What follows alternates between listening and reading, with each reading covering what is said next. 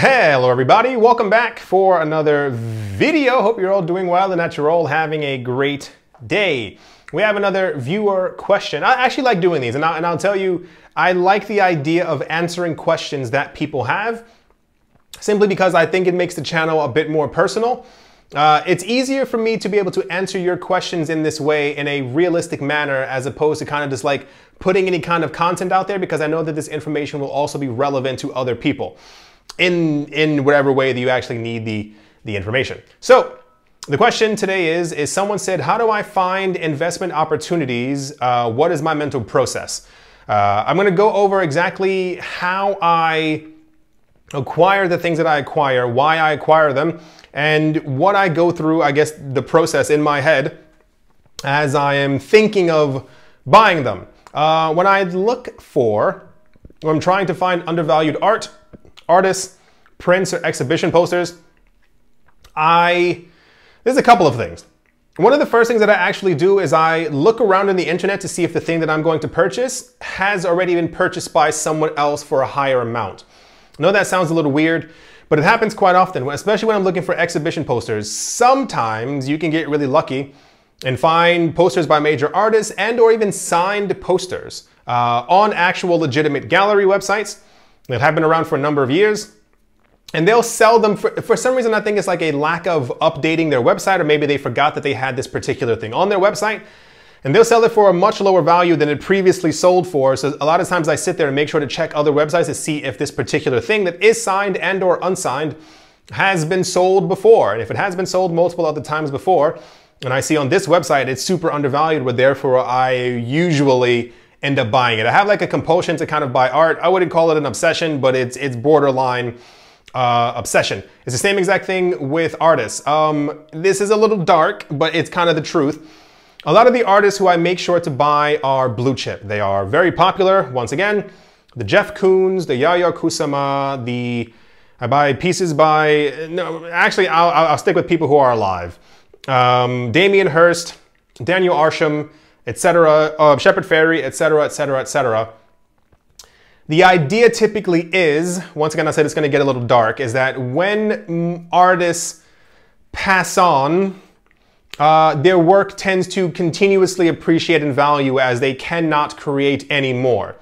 So I always look for the things that I buy as already an investment opportunity based off of how I am currently seeing the market, where the market has been for that artist and where I assume it's going to go after the passing is kind of the nicest way of me saying it. I.e., once again, I must have mentioned this before in another video, Shepard Fairey. You can buy his signed prints directly on his website for $35. One must assume that an artist who has over 1 million followers on Instagram and has been around for 25, 30, no, he just recently had his 30th anniversary as an artist. $35 for a signed print is probably undervalued. We spoke about the other timeline before on the website Espresso Beans, not espresso, but Expresso, EXPRESSOBEANS, where they show you the actual graphs of sales that have happened for a particular artist. I've seen before in the past that Shepard Fairey releases his signed prints for $35. Usually after a year or so on his website, they are sold out because he's not making them infinitely forever. And then he moves on to a new print that he's also signing. As the prints get older and more harder to find and end up inside of the collections of very big collectors, like myself because I'm really obsessive, the value begins to tick up as these then become harder to find. Usually after a 5-year period, his signed prints go anywhere from the original 35 to around 250 to around 400 US dollars, give or take somewhere within that range. I can't give you an exact number. Also, prettier prints like this one tend to go a lot higher. There was a guy who did not a survey, but like a study years ago and found out that prints that have red, blues, and greens tend to do a lot higher in the long run because people like to look at them inside of museums. So one can also assume, rather, even after that 5 to 10, the 5-year time frame, after the 5 to 10 year time frame, these tend to go for $500 plus because they're very hard to find. He continues to be a very big artist and people want his older prints that they no longer have access to. So, as we have not really seen what the effect is going to be at the 20-year mark for things like this, I can only myself assume that this particular piece right here that was originally 35 after the course of a 10 to 15 year period, just a guesstimation, will probably be worth over $1,000 as many of his other just signed prints have been after 10 years. Usually the prices that you see on eBay tend to be, I don't want to say undervalued. A lot of people sell replicas on eBay. However, if you look at actual galleries and major websites for people who are selling art legitimately, it's undervalued. So my assumption is then, once again, bringing it all back, is that when this artist or an artist passes, will the value of this then decrease? I don't think so. I think it will continue to rise in value, and this is why once before I mentioned that when I buy pieces of art, I tend not to just buy one. I tend to buy 5 or 10 or sometimes 20 of them, what have you, because I am assuming that in future money, this $35 will eventually be worth $1,000 as I'm thinking of passing it on to my kids. That's kind of the exact process that I go through with art. It's the current value. Do I think it's undervalued? Like $35 for a signed print by any artist is just absolutely insane. Name another artist who's been around for 30 years, who's as popular as Shepard Fairey, who sells anything that they've signed for $35. There are other artists who make books and sign them and they sell them for $250. Damien Hirst had books made about him that he signed that were selling for $1,250. It's kind of this, not logic, because I think for me it kind of makes a bit more sense than other things, but that's kind of the way that I go. I'm looking at what else I wrote for the art thing to kind of give you another really, yeah. It's kind of that thing for the major artists right now. If they are blue chip and are declared as blue chip and their stuff is selling at major auction places already, Sotheby's, Bonhams, Christie's, they probably have a very good chance of being around for a very long term. There are other artists who are sold at these auction houses, but they are not blue chip. They're simply just sold as like a whatever, but right. That's how I do it for art, at least part of it. A lot of times I know.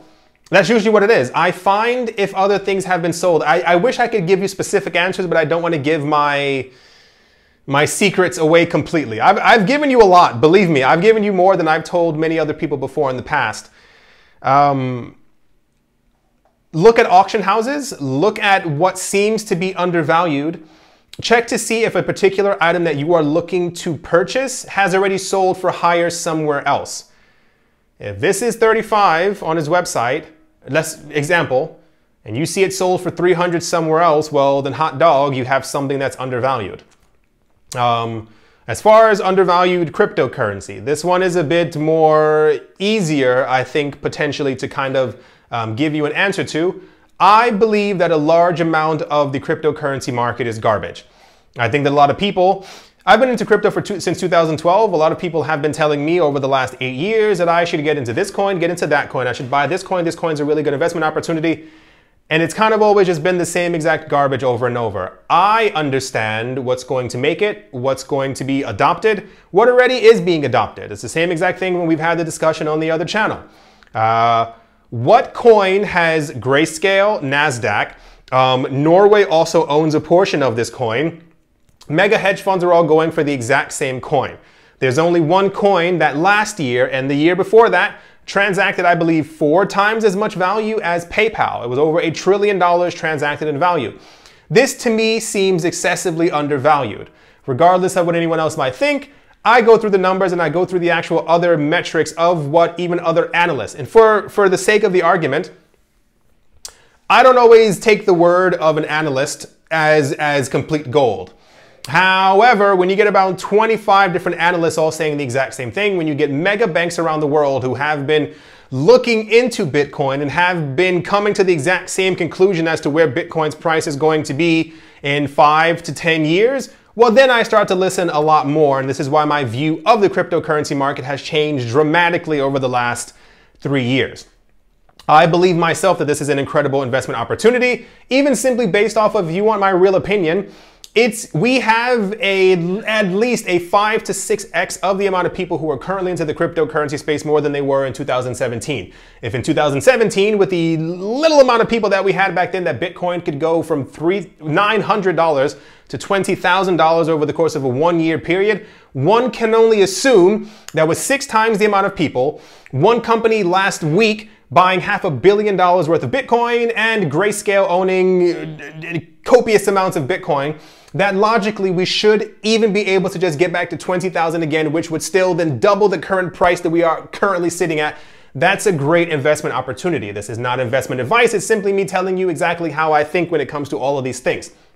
If we are getting news over and over from mega banks that they believe that over the course of the next 5 to 10 years that Bitcoin is going to hit $100,000 per coin, well, then that's a 10x at where it currently is right now, and that's a huge amount of money to be made per coin. This is an investment opportunity, and this is the things how I deem where I should be putting my money.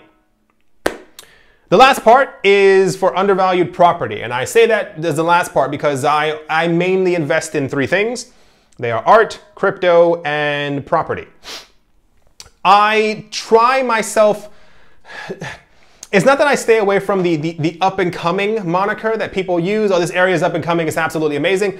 I look for the actual trends in the neighborhood. I see what the nightlife is like. If you have the opportunity to be able to walk around a neighborhood just to see what's really going on. Are there young people? Is the area full of old folks' homes? Like these things really add up to the future prospects of what's going to happen in this neighborhood. Are tons of young artsy people moving in? Are there tons of cafes? Are there tons of movie theaters? These young people will eventually start having kids, which means the area will become a lot more desirable for people in the future. These are kind of the things that you also should be looking for. Is there tons of construction? Are there new buildings being built? Are new things being planned? Are there new cafes? You can kind of get a gist for an area simply by walking through it or by walking through a certain city. This is why I try to say I don't go for the up and coming thing, because a lot of times I've heard many times that this country, state, whatever city is going to be up and coming, and you kind of walk through it yourself, or you look through it and you're like, this looks like garbage. There's no one in the streets. Everything is closed down. There's no construction. So what have you? Are there universities nearby? I also like to look at the previous 3 to 5 years. Not every website has this, but some do have this, where if you're on a property, you can actually look below and you can see if the property has risen in value over the last couple of years. If this has been relatively stable, it usually gives you a good indication that the area before kind of bottomed out in price and is beginning to do well once again. Of course, adding in all the other factors that I was just telling you about before. Expected growth level, same exact thing. And for me, as you said, what is my process for doing all of this? If I have a hard time finding something difficult, or I simply can't find any property that I'm looking for in another city, I always go to my fallback, which is looking for stuff in Paris. Paris is it's not dense. It's just a very tiny, it's not a tiny city. Paris is a very small city compared to other cities. The buildings are anywhere from 5 to 6, 5 to 6 stories high. They can't build any higher on them. Paris is going to be Paris for a very long time. So I look for investment opportunities in Paris, because if you look at the actual growth rate of Paris real estate since 1990, it's been incredible. Even through other stock market crashes, it's done incredibly well, because it has like a little dip and then it goes right back up, because people will always be looking to move to Paris. That's just me personally. I also love Paris, so I guess I'm a little biased when it comes to that. Yes, that is hopefully answering the question, how do I find investment opportunities? What is my mental process? I think I gave you just about everything. For me, art is like I love hunting down art. I love going through different websites, figuring out if something I'm looking for is undervalued. I also like not that I'm a completionist, but for many artists, I know that I will probably never in the near future be shelling out $12 million to buy a piece by one artist. So I like to buy other things that they've done, whether it be like signed books, signed prints, signed exhibition photos, posters, and all these other kind of things, to make sure that I also have a huge portfolio from that particular artist as well, as opposed to me spending the $12 million on one particular thing. That's just at least what I do. I hunt art nonstop. It's actually a little, I'm going to use the word obsessive. I think that's a nicer word to use. I hope I answered your question. If you have any other questions, don't hesitate to ask. I love answering these things. I think they're actually pretty fun. And it allows us to be, for you to understand me a little bit more, and you understand what I'm saying as I say it, if that kind of makes any sense. You understand the things that I've said in other videos, you have a better understanding of my mind because I can tell you these things in videos like this. Hope you all enjoyed. Hope you all are having a great day, a great morning, a great afternoon, a great evening, wherever you are, wherever you might be. I do hope that it is absolutely fantastic. Thank you all once again for watching and or listening, and I will most certainly be talking to you all soon. See you.